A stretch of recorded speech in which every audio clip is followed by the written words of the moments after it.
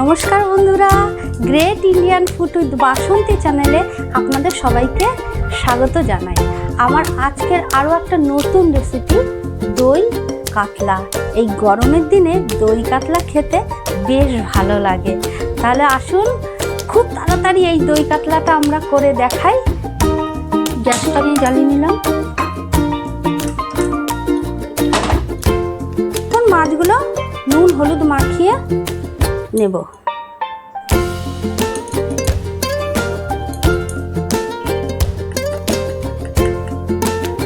হলুদটা আমি খুব বেশি দেবো না, খুব সামান্য দেবো, খুব সামান্য। খুব অল্প দিলেও হয়, আবার না দিলেও হয়, অনেকে দেয় না, কিন্তু আমি একটু হালকা কালারের জন্য দিচ্ছি।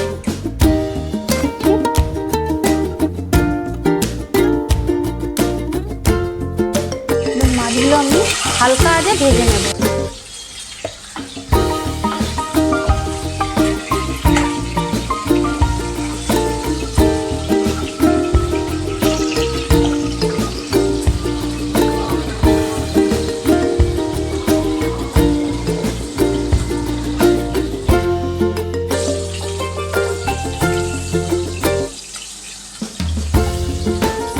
এই মাছ খুব একটা বেশি ভাজার দরকার নেই, মোটামুটি একটু হালকাভাবে ভেজে নিলেই হবে।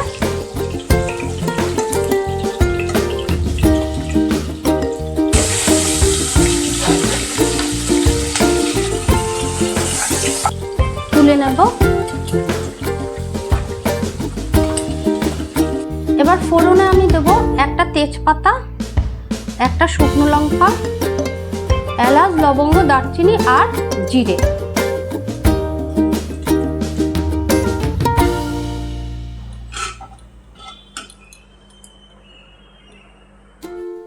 পেঁয়াজ বাটাটা দিয়ে দিচ্ছি।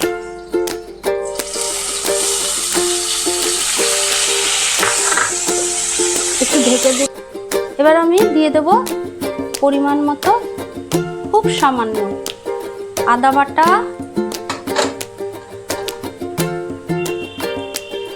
রসুন বাটা এক চামচের একটু কম, কাঁচা লঙ্কা বাটা। এবার দিয়ে দেব খুব সামান্য ধনে পাউডার, খুব সামান্য জিরে পাউডার। ব্যাস, এগুলো আমি আবার একটু মিশিয়ে নেব।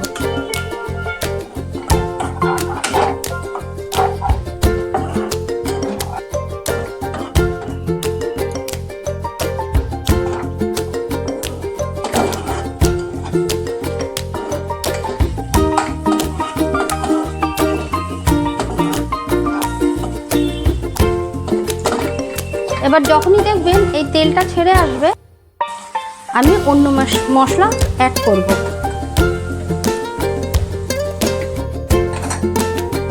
কাজু আর পোস্তটা এবার একটু আমি ভেজে নেব। মশলা যেন একদম পুড়ে না যায়।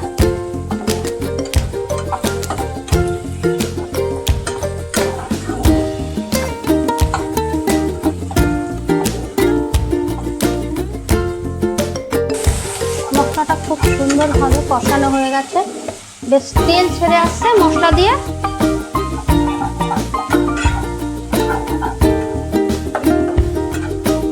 এবার আমি অ্যাড করব কাটানো টক দইটা।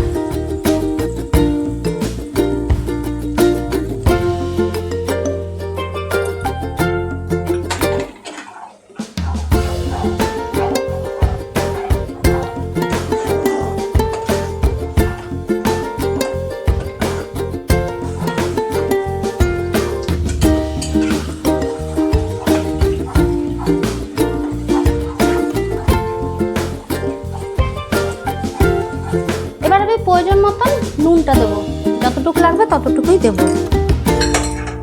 আর যেহেতু দই পড়েছে, খুব সামান্য একটু চিনি দেবো। এটা দিলে স্বাদটা পুরো ব্যালেন্স হবে।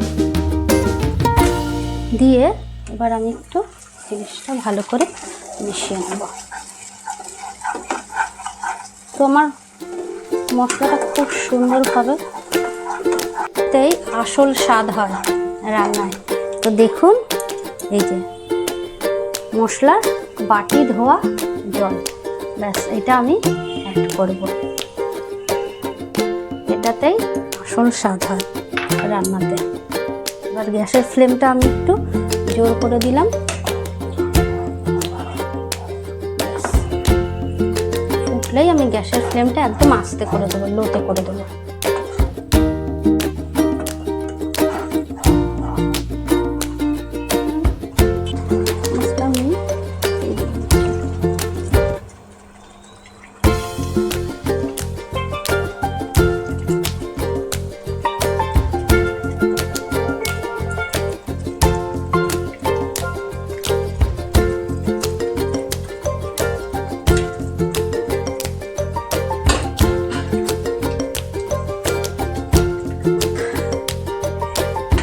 তো ফাইনালি আমার দই কাতলাটা হয়ে গেছে।